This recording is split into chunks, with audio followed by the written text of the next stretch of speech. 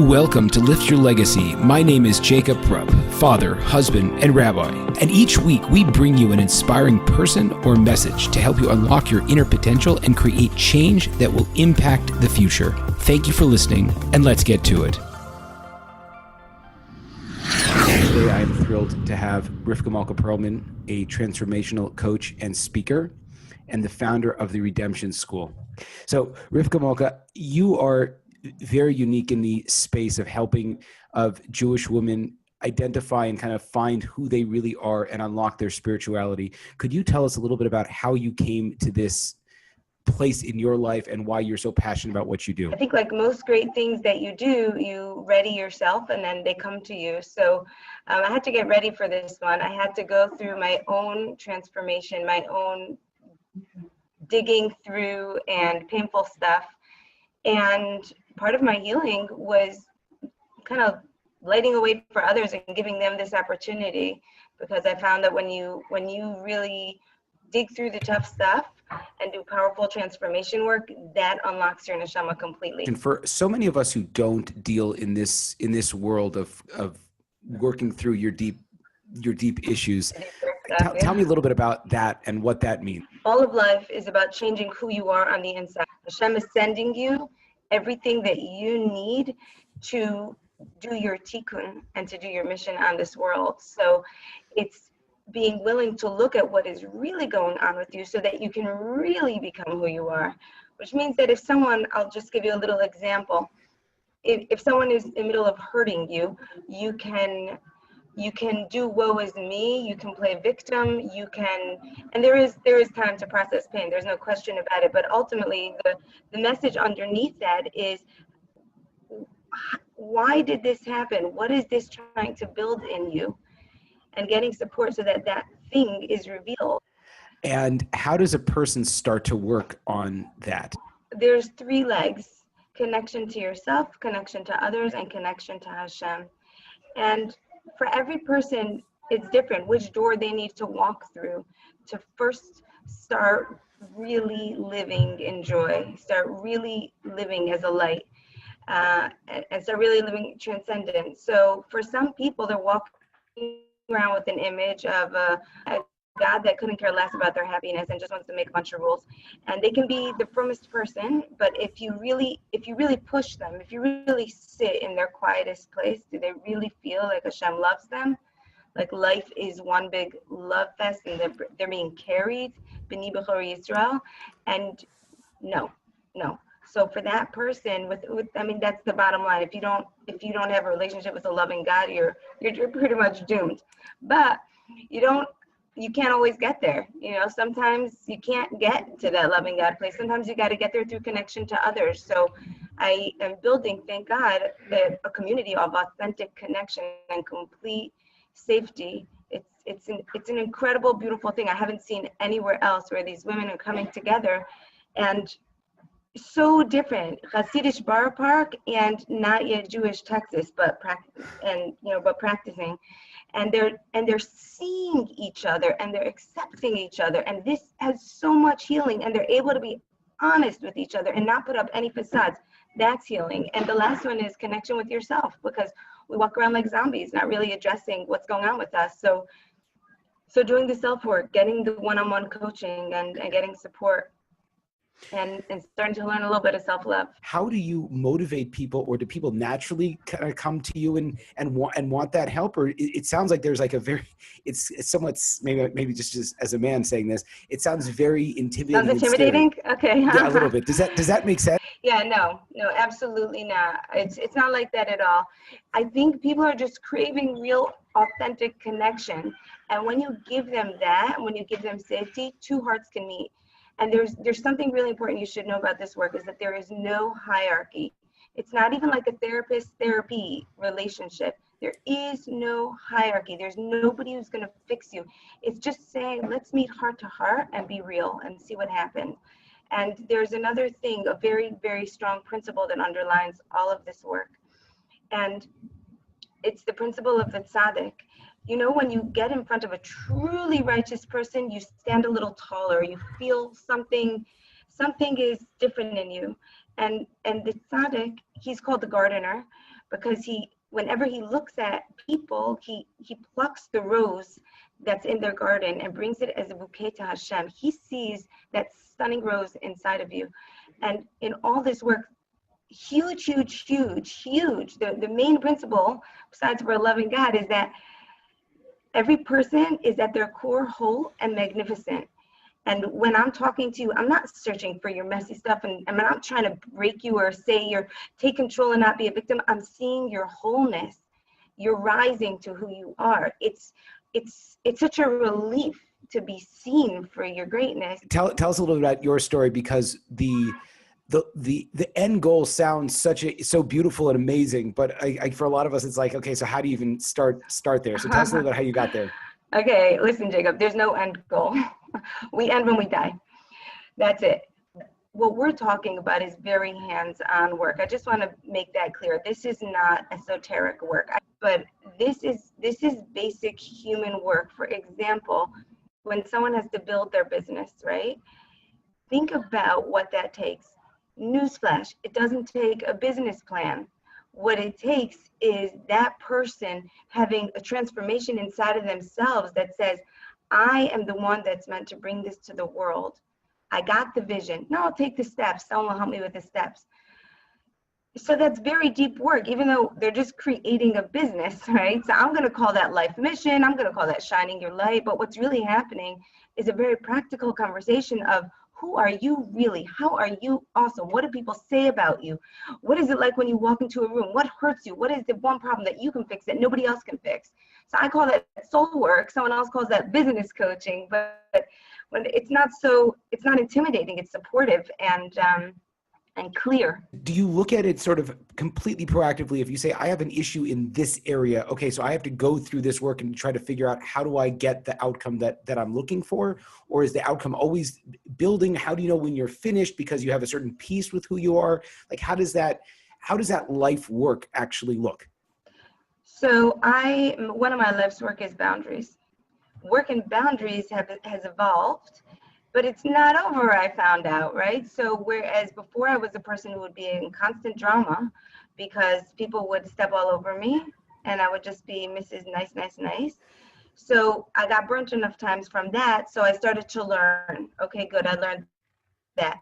Then I had to learn another type of boundary in leadership, where I'm the leader and people aren't stepping all over me, but they may be sabotaging my work, or they may be inappropriate in a group, or they may be throwing negativity against me. That's their story, that has nothing to do with me. So now I need to work again on boundaries, literally as a leader and even energetically, to not catch the tomatoes that are being thrown at me, and then the work, it just continues at higher and higher levels.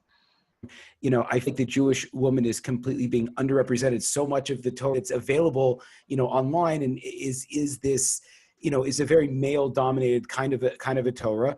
And you've kind of moved completely outside of that, and you work primarily with women, empowering women, focusing on women. So is that unique? Is that just because that's what your background is, or are you sensing that there's like a lot more power that's going on kind of under the surface? The personal answer is that I feel like women have a lot of charm, beauty.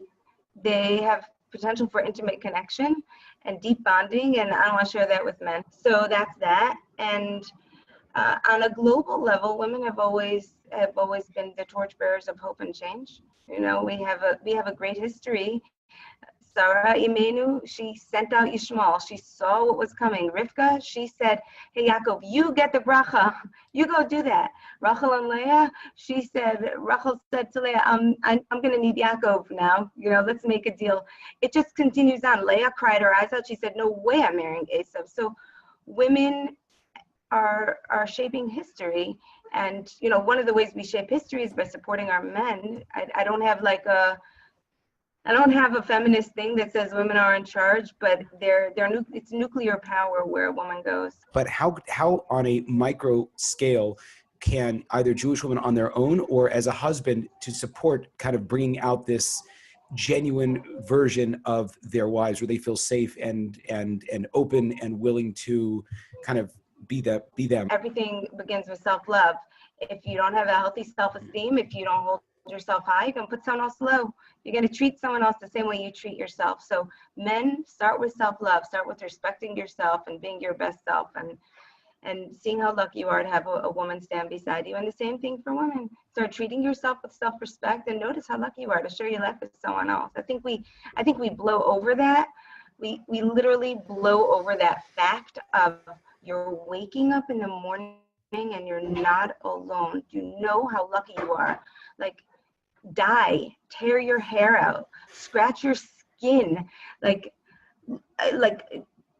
that's what people would do for this amazing gift of not being alone in the world.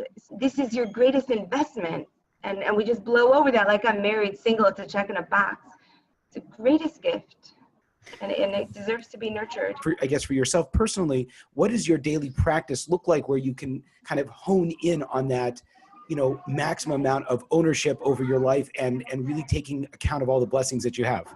Answer number one is surrounding myself with people of faith. My friends, the ones that I really confide in, and I just have a couple, we speak God talk.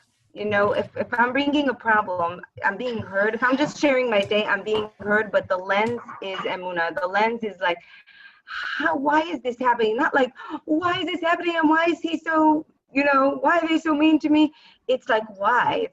It's a real dropping into a God space, and that having friends who are on the conversation of growth changes everything. I've started realizing that old song, Hashem is here, Hashem is there, Hashem is truly everywhere, is true. And Hashem is not up there, he's over here. Like, literally, if I get quiet, I just ask, I know this sounds crazy, if I get quiet and I ask the question of anything, the answer comes literally like from air, because this is all Hashem, and in the stillness. So I've taken a practice I do now is I just sit in the sun, which I was never able to do before. I'm a very active person. Now I find I have to have my sun sitting time. I'll just sit there for about a half an hour till I'm cooked, and it's almost like it's recentering me and I'm in the world in a better way. And the last thing is a practice that really my husband taught me, and it's very much a part of our lives, and that is that we thank each other for everything, from paying a bill to washing a dish to sweeping a floor to saying a nice hello. We don't stop with the thank yous. We don't stop with the gratitudes. I wish I was better with thank you cards for other people, but when I thank my husband and my children on a constant basis for every single thing, and it builds gratitude, it builds relationship. Few of us have a background in meditation and just kind of sitting still, especially, kids and work and davening and all the kind of stuff that we have to do. We never really find ourselves. Do you recommend, trying, 5-10 minutes a day, every day? Or do you recommend trying to set apart a half an hour, maybe once, twice, 3 times a week? What really changed me was the concept of his bodiless. Mm-hmm. And I could not sit still. And what I would do is I would take walks. And I would walk and talk to Hashem and walk and talk to Hashem. And at the beginning, I did it as an exercise, like, I have to do this. I have to do this. And I've been on and off for a bunch of years, on and off with that. And now I have a puppy, so I have lots of walks to take, but it's not the same. This sitting, I feel like I can't recommend it because I'm not a good meditator. I don't even know what meditation is. I'm not joking. Like, meditating to me is very intimidating. All I know is that the more whole that I get inside, the more quiet I crave. So when I sit outside, I'm not sitting there because I am now such a spiritual, meditative person. I'm sitting there because the stillness is feeding me, and I want it and I need it. And I think people need that. We're just in a very busy world. So it's almost like I've just become aware of a need when people have a meditative practice. It's superimposed on them. Honestly, I don't really know how they do it. I can't do it. I'm a very inconsistent person, but maybe if someone is very regimented, they could just dive in. What I do now is I have a garden here, and it's just a mini arboretum. And whenever I can, I get to the garden, and then I do my thing over there, which is, I'm singing, I'm talking, I'm doing his bodiless basically. And it's very hard for me. I don't know about other people. It's hard for me to access that deepest place at home. So I would recommend finding a special place that you feel great in. Your husband's also a coach. Do you put your head together and sort of chat about, the kind of things that people are working on? Are you finding that we're basically dealing with the same stuff? We just kind of have our unique way of going about doing it? Men struggle with self-esteem, just identity, feeling powerful, actualized in the world, just like not really knowing that they're men, really on some level feeling like boys who don't know what they're doing, who suddenly grew up and have to figure stuff out.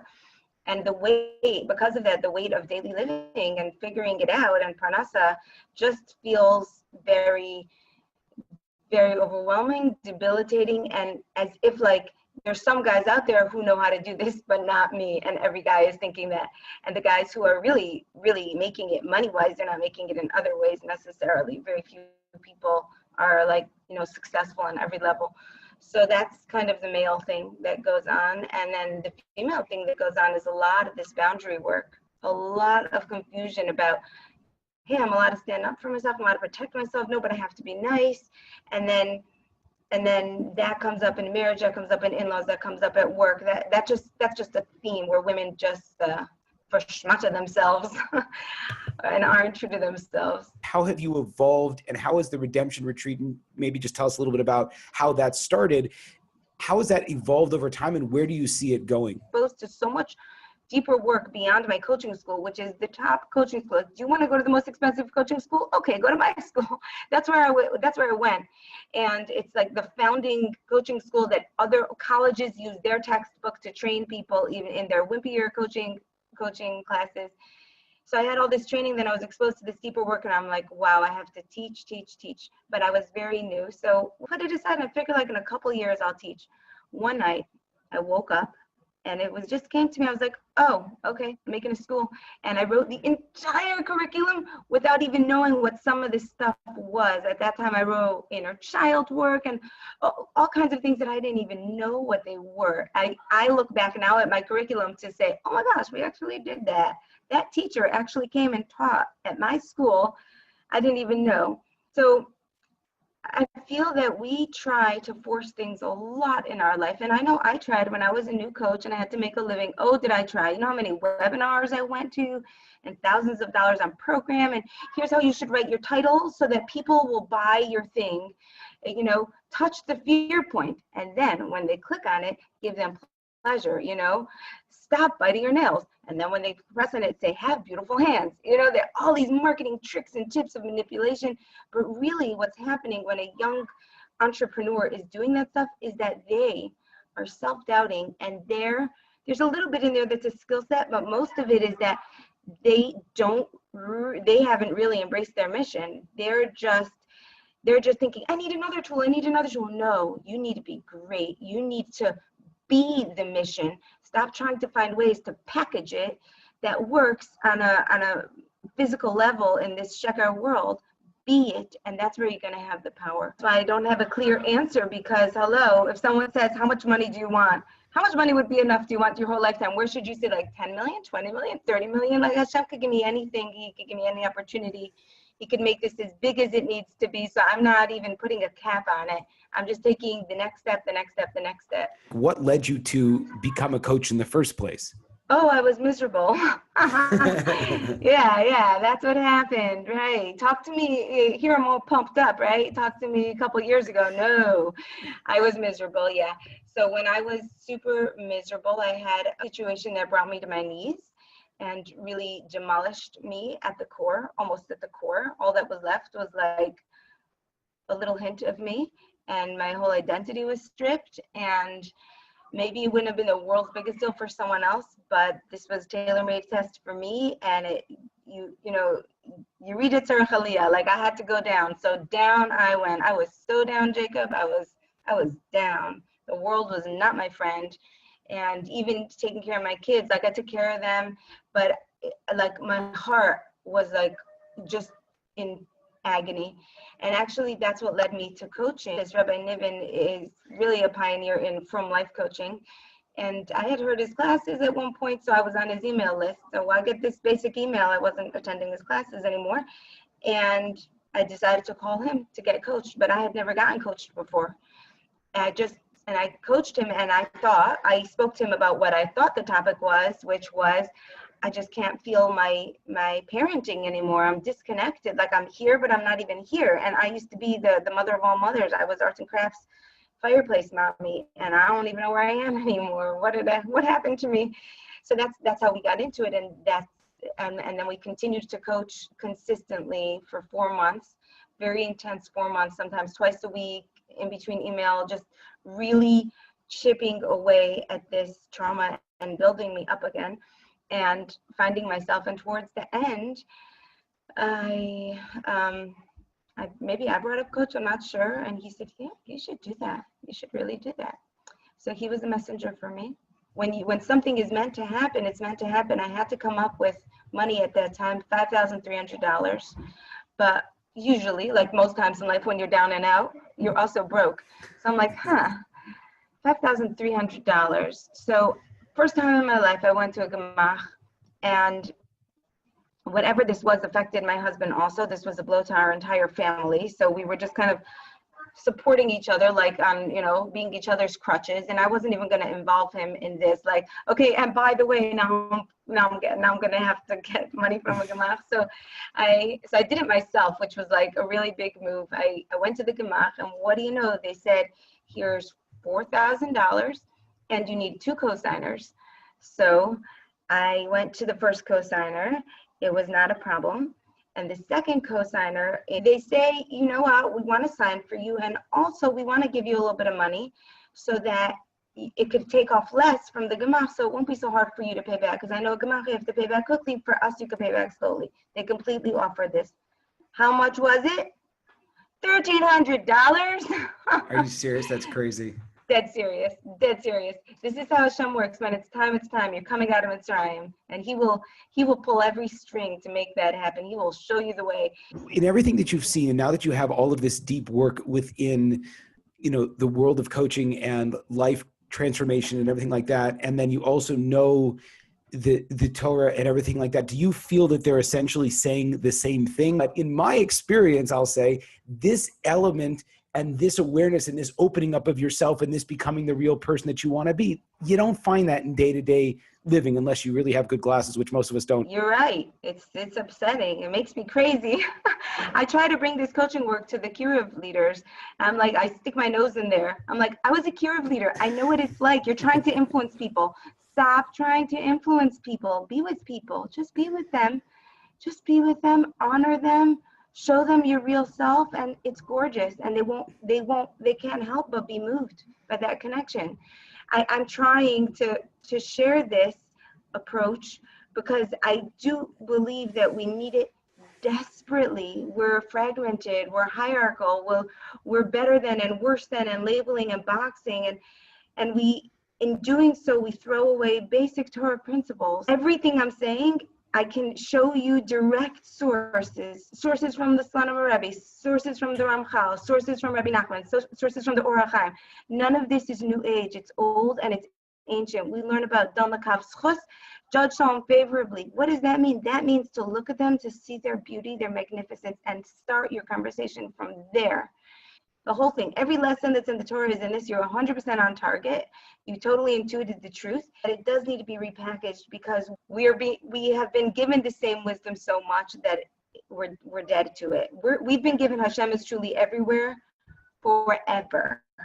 But yet we have to read The Secret, and we have to read E Squared and other things that say that all, the possibilities are there, and it only has to do with your thoughts. Yes, your thoughts are your emunah, but it's the same thing. And that's why a lot of this work, it's not just transformation work, it's emunah work. People become more religious, not because anyone's telling them to, but because now it feels relevant to them. It's such an important concept that people today realize that self-actualization is what we've essentially been. It's not the point of our lives, but that's the end goal of living a religious life, and that's what we're trying to achieve, is this sense of calm and peace and feeling the sense of maximum fulfillment. I think this is a universal message. Hashem made everyone. He didn't only make Jewish people, and we have different instructions, but the world is the world. We're part of the world. So I always try to speak in universal terms. And when I looked at my website, I thought to myself, you know what? I'm kind of kicking myself in the pants because it doesn't say Torah on here. I'm not quoting my sources. I'm assuming that we all know this because it's universal truth and we breathe this. You know, don't hate your brother in your heart. Well, then you better learn how to get that out of your heart. You better learn how to do the transformation work, or at 80, you'll still be telling the story. This guy I like, this guy I don't like. Okay, Rivka Malka, thank you so much for all of your amazing insight. I really appreciate it. How do we find you? How do we find the Redemption School, the Redemption Retreat? Tell us everything about how we can, continue to follow and support and watch this evolution that is happening in the world. If you want to get the maximum of maximum, come to coaching school. That's very personal. It's 10 people, intense for 6 months, and you will get the tools to evoke transformation in others, and you will get the healing for yourself, because we're not easy on our students. You've got to do your work. So it's a wild experience, and it's an intellectual experience, and you walk out with skills and you're ready to set up your own shop. So that's like your high end, I'm all in, I love this work, I need this, I need to be a leader and a healer. Besides for that, you can dip in whatever you want. Once a week, there's a Redemption Live class. That's a $10 a month subscription, and our classes and our teachers are different than anything you've ever heard. They're not the same. The conversation's not the same. We're talking about really juicy things, and we're on a Zoom, so there's real people, real faces, real conversation, and it's all women. All the work is all women. You can come to a retreat. They only happen a couple times a year, so if you see one, jump on it, and you can subscribe. Come visit my website. Actually, over the last couple of years, I've created a ton of content and really good information for you. So anything that you see on there, any opt-in, there's all kinds of free courses and ebooks that are real. They're not there to sell you. They're actual real information that can help you along and get some coaching. Amazing. Get your own coaching.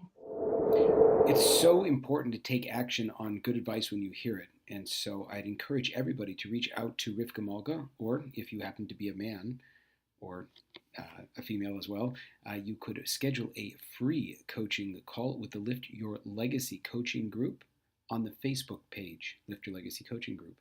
And I'd also highly encourage you to find all of the resources for this show on the Lift Your Legacy podcast page on Facebook or Instagram at rabbi.rub.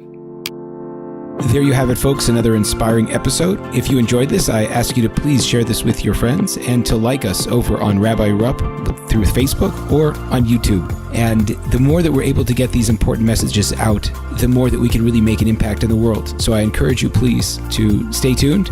We have a ton of amazing speakers coming up, and also to tell your friends about it. Thank you very much.